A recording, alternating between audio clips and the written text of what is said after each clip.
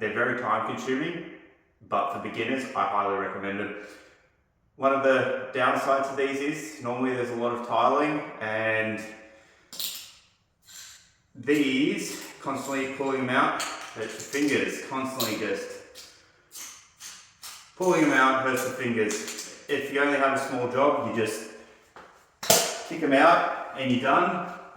But they are generally quite expensive, so you want to keep reusing them.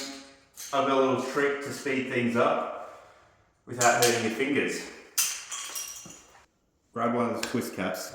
As you're doing it, it goes counterclockwise. So that way. So what you want to do is you want to cut here, here, and here.